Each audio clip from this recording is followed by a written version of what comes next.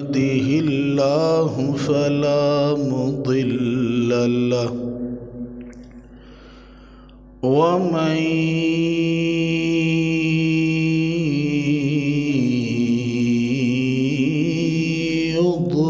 يضلله فلا هادي له ونشهد أن لا إله إلا الله وحده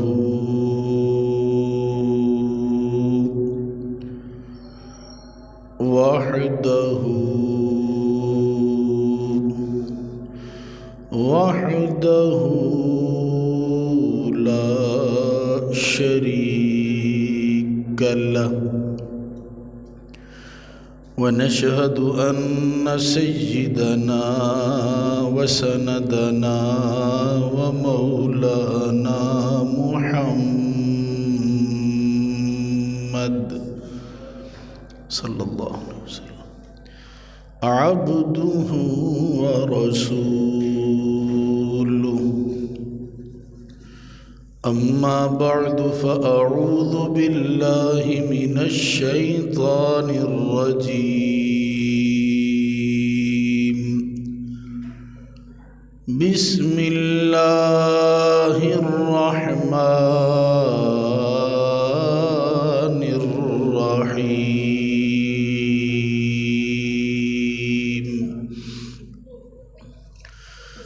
وسيجنبها الأتقى الذي يؤتي ماله يتزكى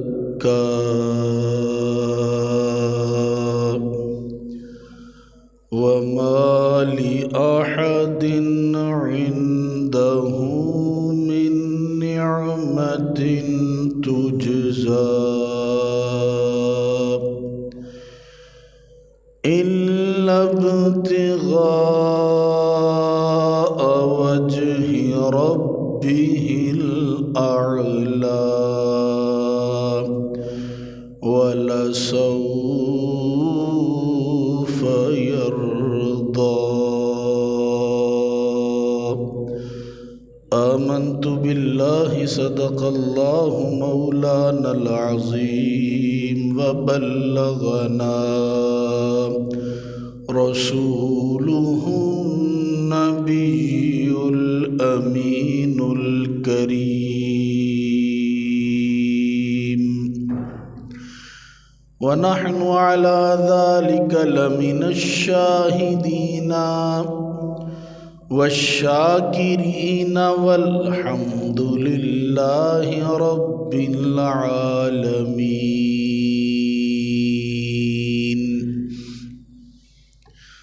بڑی محبت، عقیدت اور الفت کے ساتھ پیارے آقا صلی اللہ علیہ وآلہ وسلم کی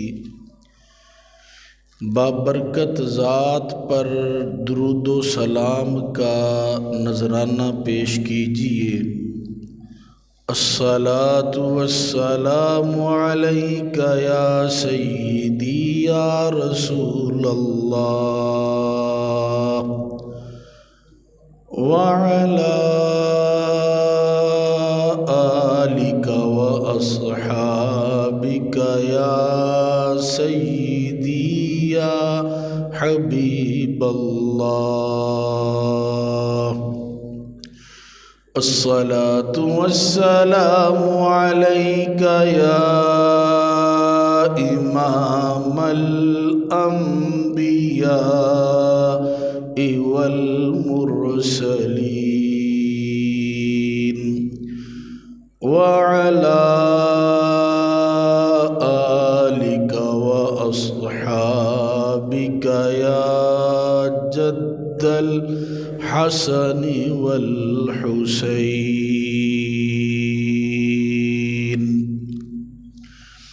بلغ العلا بكماله كشف الدجى بجماله حسنت جميع خصاله صلوا عليه وآله يا صاحب الجمال ويا سيد البشر من وجهك المنير لقد نور القمر لا يمكن الثناء كما كان حقه بعد از خدا بزرگ توئی قصہ مختصر۔ حمد و صلات کے بعد میرے دوستو بزرگوں، جیسا کہ آپ جانتے ہیں کہ ہم سیدنا صدیق اکبر رضی اللہ تعالیٰ عنہ کا ذکر خیر کر رہے تھے۔ اللہ رب العزت نے حضرت ابو بکر صدیق کو بے شمار شانوں سے نوازا۔ ان شانوں کا ظہور وقتاً فوقتاً ہوتا رہا، حتیٰ کہ قرآن مجید فرقان حمید میں اگر کسی صحابی کی شان میں اگر آیتیں ہیں تو وہ حضرت ابو بکر صدیق ہیں۔ سب سے زیادہ آیتیں جو ہیں وہ حضرت ابو بکر صدیق کی شان میں ہیں۔ ایک شان والی بات آپ بھی سماعت فرما لیجئے۔ سرکار دو عالم صلی اللہ علیہ وآلہ وسلم آپ ایک دفعہ اپنی پیاری زوجہ سیدہ عائشہ صدیقہ رضی اللہ تعالی عنہا کے ساتھ آپ جا رہے تھے، باقی اصحاب بھی ساتھ تھے۔ ایک جگہ پر رکے، سیدہ عائشہ قضائے حاجت کے لیے باہر نکلی پالکی سے۔ جب باہر نکلی، ہلکی پھلکی تھی، تو صحابہ کو لگا کہ سیدہ عائشہ دوبارہ آ کر پالکی میں بیٹھ گئی ہیں۔ حقیقت میں وہ نہیں بیٹھی تھی، تو وہ آپ کا جو ایک ہار تھا وہ ہار گم ہو گیا۔ سیدہ عائشہ صدیقہ رضی اللہ تعالی عنہا نے جا کر رسول اللہ صلی اللہ علیہ وآلہ وسلم کو بتلایا، یا رسول اللہ میرا تو ہار گم گیا ہے۔ اللہ کے حبیب نے فوراً صحابہ کو حکم دیا، چلو صحابہ عائشہ کا ہار ڈھونڈو۔ اب صحابہ نے سیدہ کا ہار ڈھونڈنا شروع کیا۔ اسی اثناء میں نماز کا ٹائم ہو گیا۔ اب صحابہ ہار بھی ڈھونڈ رہے ہیں، ساتھ ان کو یہ خوف بھی ہے کہ یہاں پانی بھی نہیں ہے، نماز کا بھی ٹائم سر پہ آ گیا ہے، تو اگر پانی نہ ملا تو ہم نمازوں کا کیا کریں گے؟ یہی سوچتے ہوئے ایک صحابی حضرت ابو بکر صدیق کے پاس آئے اور آ کر کہنے لگے، ابو بکر تم اپنی بیٹی کو سمجھاتے نہیں ہو، اپنی چیزیں کیسے سنبھالتے ہیں؟ اب صحابہ کی نماز رہ جائے گی تو کون ذمہ دار ہوگا؟ اس سے ہمیں یہ بھی پتہ چلا صحابہ نماز کے معاملہ میں کتنے حساس تھے۔ وہ کوشش کرتے تھے کہ ہماری کوئی بھی نماز جو ہے وہ قضا نہ ہو، ہر نماز ادا ہو اور سونے مصطفیٰ کے پیچھے ادا ہو۔ حضرت ابو بکر صدیق رضی اللہ تعالی عنہ غصے کے عالم میں سیدہ عائشہ صدیقہ کے حجرے میں گئے تو وہاں کیا دیکھا؟ رسول اللہ صلی اللہ علیہ وآلہ وسلم سیدہ عائشہ کی گود میں سر رکھ کر آرام فرما تھے۔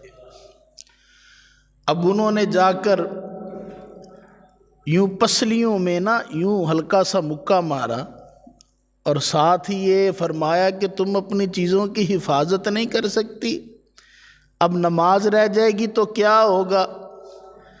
ابھی یہ بات کر ہی رہے تھے، اللہ کے نبی مسکراتے ہوئے کھڑے ہو گئے۔ اللہ کے حبیب نے ارشاد فرمایا، صحابہ تمہیں مبارک ہو، اللہ نے تمہارے لیے ایک تحفہ بھیجا ہے۔ وہ تحفہ کیا ہے؟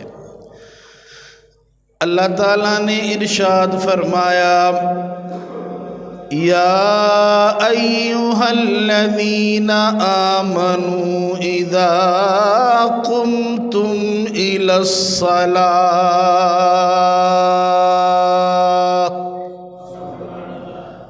اے ایمان والو جب تم ارادہ کرو نا نماز کا تو تم نے پتہ کیا کرنا ہے؟ فَاغْسِلُوا وُجُوهَكُمْ وَأَيْدِيَكُمْ إِلَى الْمَرَافِقِ، تم نے اپنے منہوں کو دھونا ہے، اپنی ہاتھوں کو دھونا ہے کونیوں سمیت۔ وَامْسَحُوا بِرُؤُوسِكُمْ وَأَرْجُلَكُمْ إِلَى الْكَعْبَيْنِ، سر کا مسح کرنا ہے اور پاؤں کو دھونا ہے۔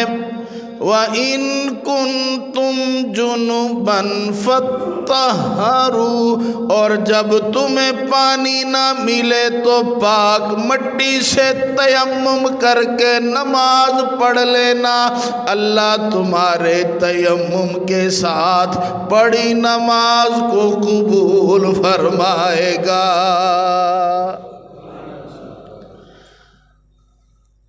جب یہ آیت کریمہ سنی نا، اب صحابہ بڑے خوش، اور خوش ہو کر وہی صحابی جو پہلے شکایت لے کر آئے تھے اب خوشی کے ساتھ آئے، کہنے لگے واہ ابو بکر واہ، اور تمہاری آگے ہی شانیں گنی نہیں جاتی تھی، اللہ نے تمہارے صدقے مسلمانوں کو ایک اور شان سے نوازا ہے۔ سرکار دو عالم صلی اللہ علیہ وآلہ وسلم تبوک کا میدان تھا، جنگ کے لیے جانا تھا۔ اللہ کے حبیب نے ارشاد فرمایا، اٹھو مسلمانوں، اللہ کی راہ میں مال خرچ کرو، اٹھو۔ سب سے پہلے کھڑے ہونے والی ذات جو تھی جس کا نام تھا حضرت عثمان غنی ذو النورین، وہ کھڑے ہوئے، عرض کرنے لگے یا رسول اللہ یا حبیب اللہ، 300 اونٹ بما ساز و سامان کے یہ میں اللہ کی راہ میں دینے کا اعلان کرتا ہوں۔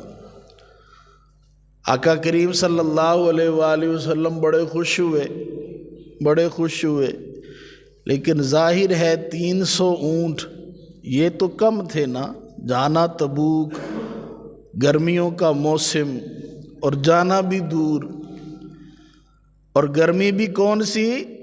صحرا کی گرمی، صحرا میں گرمی بھی زیادہ ہوتی ہے۔ آج بھی جب ہم جاتے ہیں حرم شریف تو وہاں حرم شریف میں گرمی زیادہ ہوتی ہے۔ مجھے یاد ہے جب میں ابا جان علیہ الرحمہ کے ساتھ پہلی دفعہ جب میں حرم شریف حاضر ہوا، ڈاکٹر صاحب بھی ساتھ تھے، تو ہم نے عمرہ کیا تھا رات کو ہم نے عمرہ کیا، تو اس وقت کلاک ٹاور میں دیکھا تو اس وقت جو گرمی پڑ رہی تھی رات کو وہ 45 تھی۔ تو رات میں اتنی گرمی ہے تو صبح کا عالم، دوپہر کا عالم کیا ہوگا؟ تو یہ آج ہے جب سہولیات بہت زیادہ ہیں، گرمی کا احساس نہیں ہوتا، اتنی سہولیات ہیں، پاؤں نہیں جلتے، پتھر ایسے ہیں، لیکن وہ 1400 سال پرانا زمانہ، جب جانا بھی تبوک ہو تو اس وقت کے لیے 300 اونٹ تو کچھ بھی معنی نہیں رکھتے۔ اللہ کے حبیب حضرت عثمان پر خوش ہوئے، ساتھ ہی آپ نے فرمایا صحابہ کم ہیں، اٹھو تعاون کرو اور تعاون کرو۔ حضرت عثمان غنی پھر کھڑے ہو گئے، عرض کرنے لگے یا رسول اللہ، یا حبیب اللہ، 300 اونٹ پہلے تھے، 300 مزید ایڈ کر لیجئے، 600 اونٹ بما ساز و سامان یہ آپ کا غلام عثمان دے گا۔ آقا کریم صلی اللہ علیہ وآلہ وسلم بڑے خوش ہوئے، لیکن پھر فرمایا اٹھو صحابہ، اللہ کی راہ میں مال خرچ کرنا ہے، اٹھو۔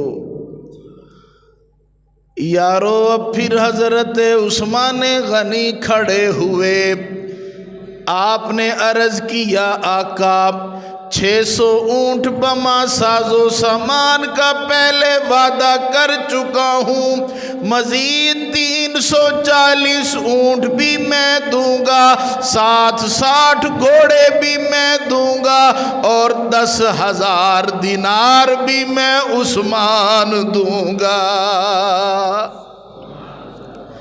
اب حضرت عثمان غنی ذو النورین نے وہ 10,000 دینار لیے اور لا کر آقا کریم صلی اللہ علیہ وآلہ وسلم کی جھولی میں رکھ دیا۔ جب جھولی میں رکھے نا تو اللہ کے حبیب وہ کیا کر رہے ہیں، دیناروں کو پکڑتے ہیں، یوں اوپر لے کر جاتے ہیں پھر چھوڑتے ہیں، ایسے یوں لے کر جاتے ہیں چھوڑتے ہیں۔ ساتھ ہی اللہ کے نبی نے دعا ارشاد فرمائی، اللہم ارض عثمانا، یا اللہ عثمان سے راضی ہو جا، فإنی عنہ راضٍ، کیونکہ یا اللہ عثمان نے اتنا مال خرچ کر دیا ہے، میں مصطفیٰ عثمان سے راضی ہوں، مولا تو بھی عثمان سے راضی ہو جا۔ میں کسی سے راضی ہو جاؤں، مثال کے طور پر میں کہوں جی کہ میں ماسٹر ارشاد صاحب سے راضی ہو چکا ہوں، بھئی آپ بھی راضی ہو جاؤ، تو آپ کیا کہیں گے؟ بھئی ماسٹر صاحب نے آپ کو خوش کیا ہے، جب ہمیں خوش کریں گے تو ہم بھی راضی ہو جائیں گے۔ آپ کا خوش ہونا اس بات کی دلیل نہیں کہ ہم بھی خوش ہوں، یارو دنیا کا یہی تقاضا ہے، لیکن یارو بارگاہ مصطفیٰ کے انداز نرالے ہیں۔ بارگاہ مصطفیٰ کا تقاضا کیا ہے؟ خدا کی رضا چاہتے ہیں دو عالم، کوئی زبان خاموش نہ رہے، میرے ساتھ مل کر، خدا کی رضا چاہتے ہیں، خدا کی رضا چاہتے ہیں، خدا کی رضا چاہتے ہیں دو عالم، خدا چاہتا ہے رضائے محمد، خدا چاہتا ہے رضائے محمد۔ یارو بارگاہ مصطفیٰ کے انداز نرالے ہیں، شیخ کالونی والوں کی مرضی اللہ راضی ہو جائے، فیصل آباد والوں کی مرضی اللہ راضی ہو جائے، ملتان والوں کی مرضی اللہ راضی ہو جائے، پورے پنجاب کی مرضی اللہ راضی ہو جائے، سندھ والوں کی مرضی اللہ راضی ہو جائے، بلوچستان والوں کی مرضی اللہ راضی ہو جائے، کے پی کی والوں کی مرضی اللہ راضی ہو جائے، پورے پاکستان کی مرضی اللہ راضی ہو جائے، مشرق والوں کی مرضی اللہ راضی ہو جائے، مغرب والوں کی مرضی اللہ راضی ہو جائے، یارو سارے زمین والوں کی مرضی اللہ اللہ راضی ہو جائے، عرش والوں کی مرضی اللہ راضی ہو جائے، جبریل کی مرضی اللہ راضی ہو جائے، میکائیل کی مرضی اللہ راضی ہو جائے، اسرافیل کی مرضی اللہ راضی ہو جائے، اسرائیل کی مرضی اللہ راضی ہو جائے، سارے فرشتوں کی مرضی اللہ راضی ہو جائے، اور اللہ کی مرضی ہے میرا مصطفیٰ راضی ہو جائے۔ تو پھر مل کے پڑھو نا، خدا کی رضا چاہتے ہیں، خدا کی رضا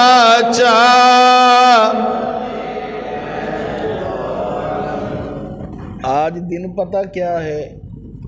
تاریخ 5 جنوری، اور 5 جنوری وہ تاریخ ہے جس دن ابا جان علیہ الرحمہ دنیا میں تشریف لائے تھے۔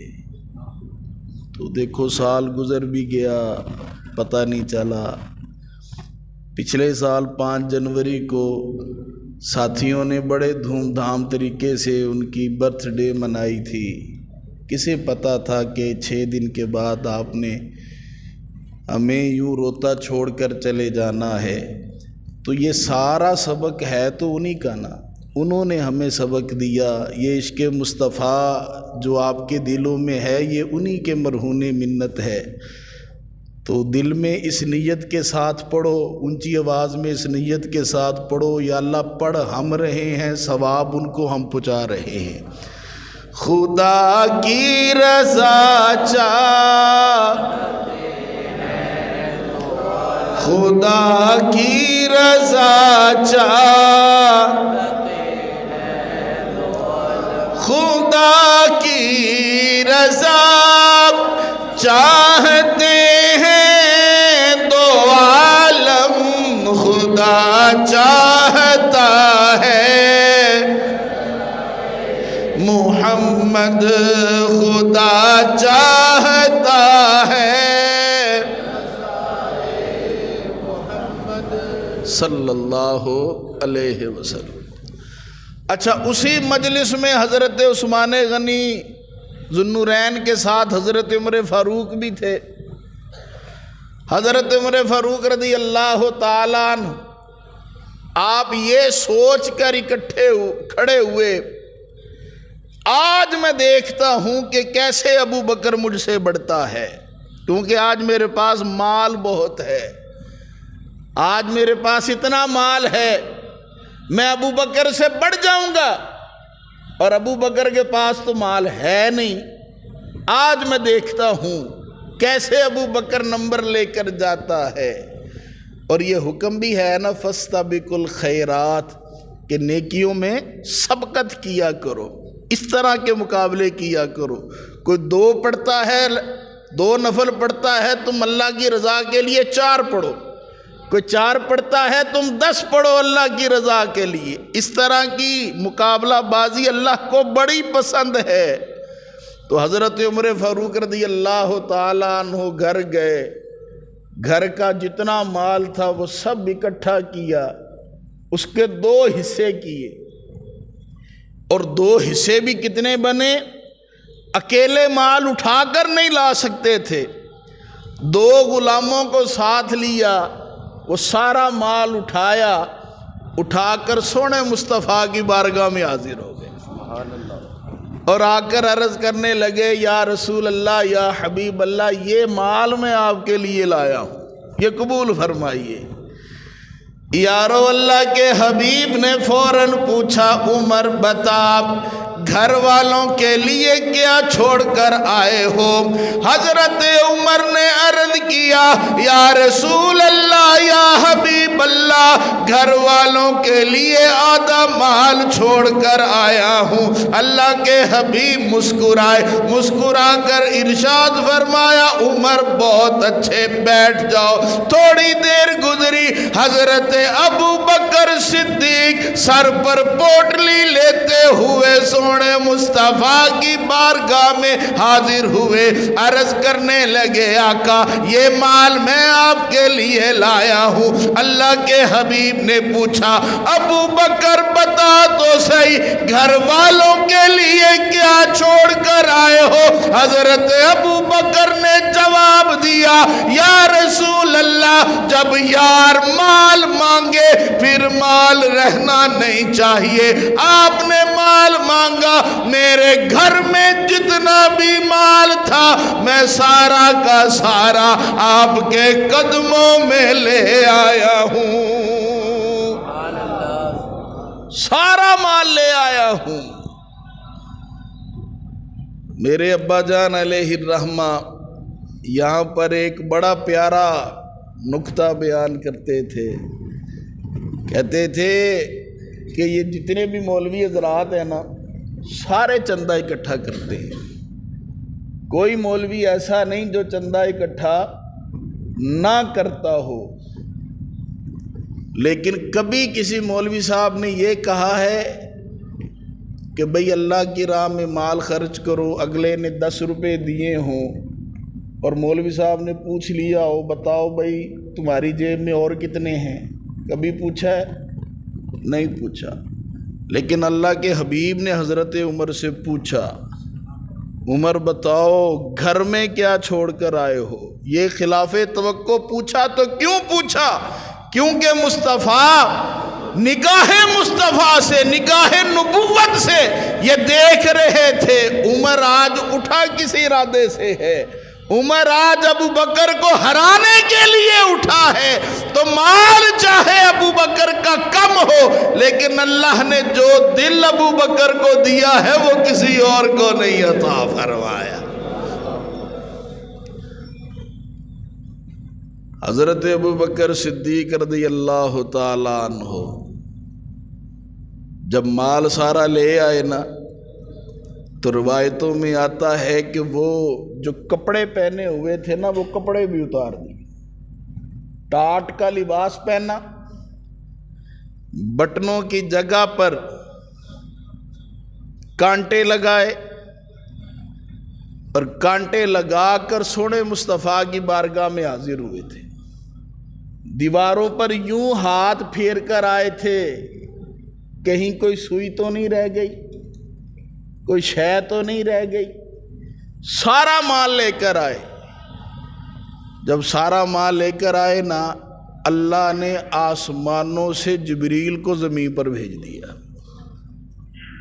جبریل نے آ کر سونے مصطفیٰ کو عرض کی آقا اللہ ابو بکر کو سلام بھیجتا ہے، اور ساتھ اللہ پوچھتا ہے ابو بکر یہ تو بتاؤ اسلام لانے سے پہلے بہت بڑے تاجر تھے، تمہارے قافلے چلا کرتے تھے، میرے یار کا کلمہ پڑا ہے، یہ جو کپڑے پہنے تھے یہ بھی اتر گئے ہیں، کیا اللہ سے راضی ہو؟ یہ اللہ پوچھ رہا ہے۔ جب رسول اللہ صلی اللہ علیہ وآلہ وسلم نے یہ بات پوچھی نا حضرت ابو بکر صدیق رضی اللہ تعالیٰ عنہ اب گلیوں میں مستانہ انداز میں چل رہے ہیں، وجد کے ساتھ چل رہے ہیں اور یہی کہتے جا رہے ہیں میں اپنے رب سے راضی ہوں، میں اپنے رب سے راضی ہوں جس نے ہمیں محمد جیسا نبی عطا فرمایا ہے۔ اور یہ ایک دفعہ نہیں کئی دفعہ حضرت ابو بکر صدیق نے اپنا مال رسول اللہ پر خرچ کیا، کئی دفعہ۔ ابا جان علیہ الرحمہ ایک اور بات بھی بیان کیا کرتے تھے، فرمایا کرتے تھے کہ میں یہ بہت بڑا کام نہیں سمجھتا کہ سارا مال لا کر رسول اللہ کی بارگاہ میں دے دینا، یہ کوئی بڑا کام نہیں ہے، اتنا ہے بڑا کام لیکن اتنا بڑا کام نہیں ہے۔ اصل کام یہ نہیں ہوتا کہ انسان کامل استاد کا شاگرد بن جائے، یہ کوئی بڑا کمال نہیں، یہ بھی کوئی بڑا کمال نہیں کہ انسان کسی کامل مرشد کا مرید بن جائے، یہ بھی کمال کی بات نہیں۔ کمال کی بات یہ ہے کہ انسان کسی کامل کے ہاتھ میں ہاتھ دے پھر خود کامل ہو جائے، یہ کمال ہے۔ اور حضرت ابو بکر صدیق رضی اللہ تعالیٰ عنہ خود تو سونے مصطفیٰ کی ذات میں پوری طرح گم تھے، آپ نے اولاد کی تربیت بھی ایسی فرمائی، بیوی کی تربیت بھی ایسی فرمائی۔ بیوی نے، بچوں نے کبھی یہ نہیں کہا آپ تو تبوک جا رہے ہو، پتہ نہیں وہاں سے زندہ بھی آؤ گے یا نہیں آؤ گے، ہمارا حال کیا ہوگا، گھر میں سوئی تک نہیں چھوڑی، یہ نہیں کہا، بلکہ سارا مال خود اکٹھا کر کے ابو بکر کو دیا اور کہا لو ابو بکر، جب یار مال مانگے پھر مال کا باقی رہنا بنتا ہی نہیں ہے۔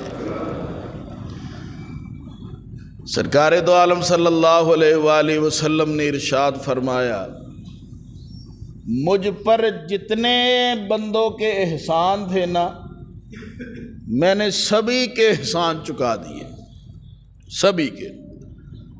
ہاں، ابو بکر کی ذات ایسی ہے جس کا میں احسان نہیں چکایا، یہ احسان قیامت کے دن ہی چکایا جائے گا۔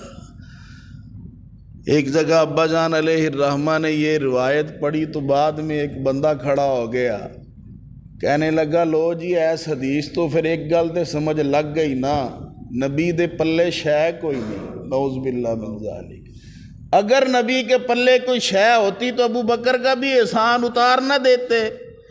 ابا جان علیہ الرحمہ نے ارشاد فرمایا، اوے عقل کے دشمن، بات نبی کے ہاتھ کی نہیں ہے، بات ابو بکر کی نیکی کی ہے۔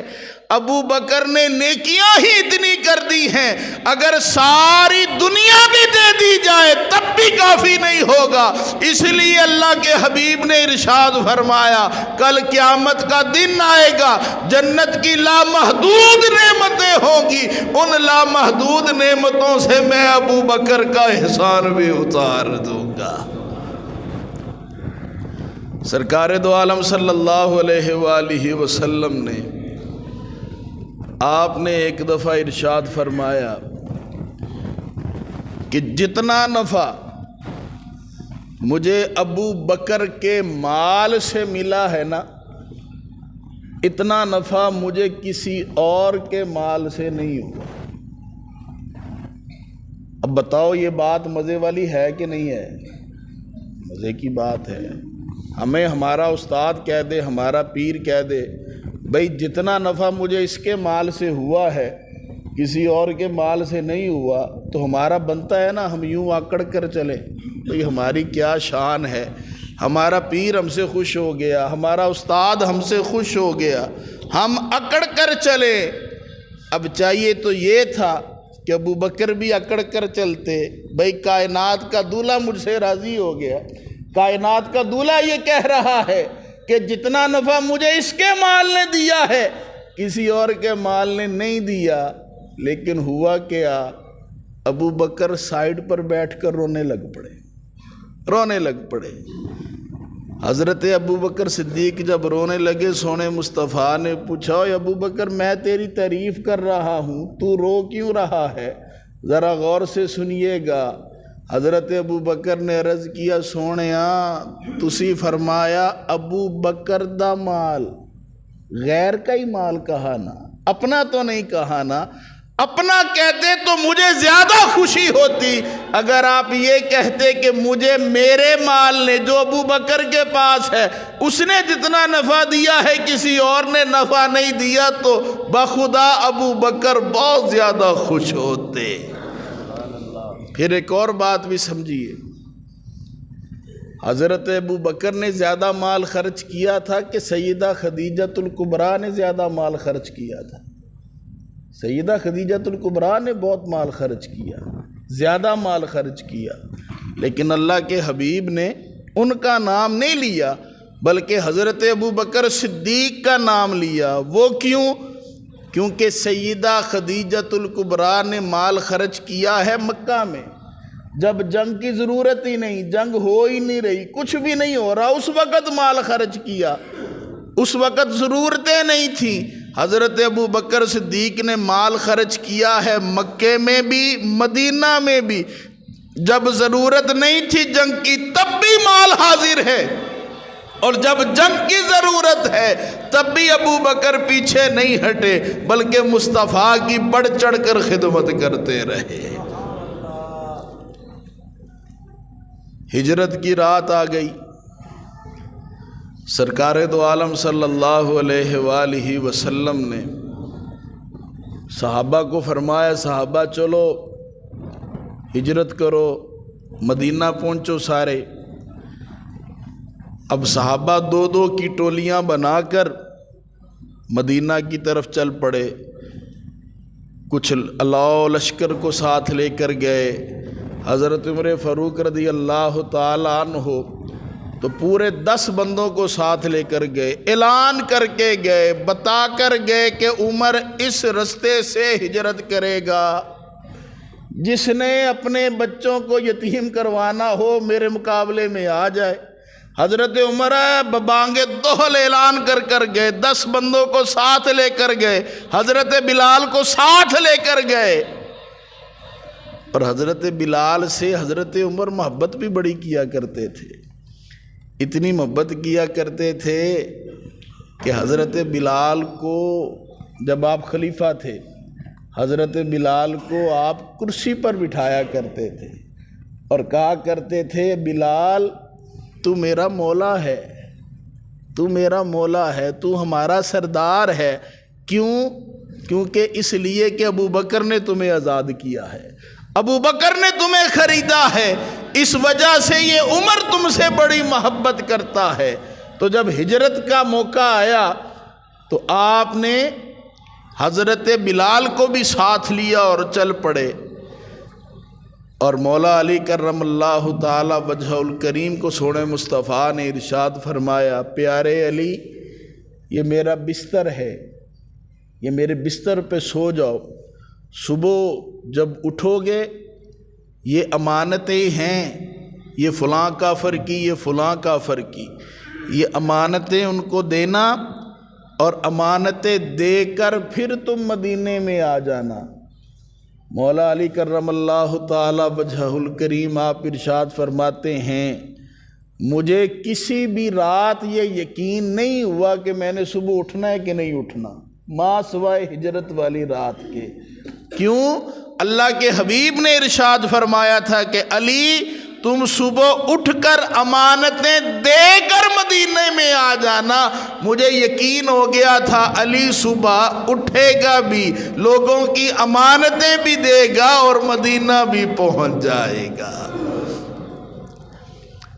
حضرت ابو بکر صدیق رضی اللہ تعالیٰ عنہ رسول اللہ صلی اللہ علیہ وآلہ وسلم کے پاس آئے اور آ کر عرض کرنے لگے، یا رسول اللہ، یا حبیب اللہ، مجھے بھی اجازت دیجئے میں بھی ہجرت کروں۔ اللہ کے حبیب نے ارشاد فرمایا، نہیں ابو بکر ٹھہر، شاید اللہ تمہارے ساتھ کسی کو رفیق بنا دے، ٹھہر جاؤ۔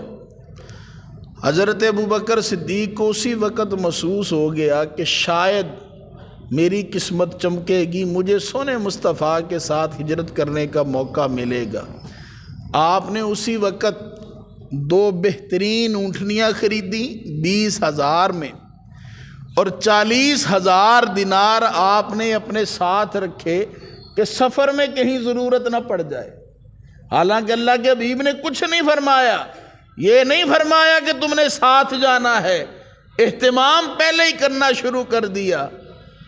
اور پھر ایک رات اللہ کے حبیب نے فرمایا، ابو بکر چلو ہم نے ہجرت کرنی ہے۔ اب سارا مال سمیٹا، 2 اونٹنیاں جو تھیں وہ پکڑی اور چل پڑے۔ حضرت ابو بکر صدیق کے والد حضرت ابو قحافہ وہ اس وقت تک مسلمان نہیں ہوئے تھے، تو وہ کہنے لگے، اوہو ابو بکر نے یہ کیا کر دیا، اور سارا مال بھی ساتھ لے گیا اور پیچھے بچیاں چھوڑ گیا میرے لیے، میرے پاس آنکھیں بھی نہیں، مال بھی نہیں، میں ان بچوں کے ساتھ کیسے رہوں گا؟ یہ انہوں نے کہنا شروع کیا۔ اور جیسا کہ میں نے پہلے عرض کیا، اصل مہارت یہ ہوتی ہے کہ انسان کسی مکمل کے ہاتھ کو پکڑے، خود مکمل ہو جائے۔ تو حضرت ابو بکر صدیق کی بیٹی حضرت اسماء رضی اللہ تعالی عنہا، انہوں نے کیا کیا، ایک پوٹلی لی، اس میں گھاس، بڑی گھاس بھر کر ابو قحافہ کا ہاتھ اس پر رکھ کر کہنے لگی، ابا فکر نہ کر، بابا بہت سا مال چھوڑ کر گیا ہے ہمارے لیے، فکر کرنے کی ضرورت نہیں۔ تو حضرت ابو بکر صدیق رضی اللہ تعالیٰ عنہ، آپ نے ایسی زندگی گزاری کہ آپ کی اولاد بھی آپ کے رنگ میں رنگی جا چکی۔ اللہ رب العزت سے دعا ہے کہ اللہ رب العزت ہمیں بھی حضرت ابو بکر صدیق کے فیض میں سے چند قطرے نصیب فرمائے۔ وآخر دعوانا ان الحمد للہ رب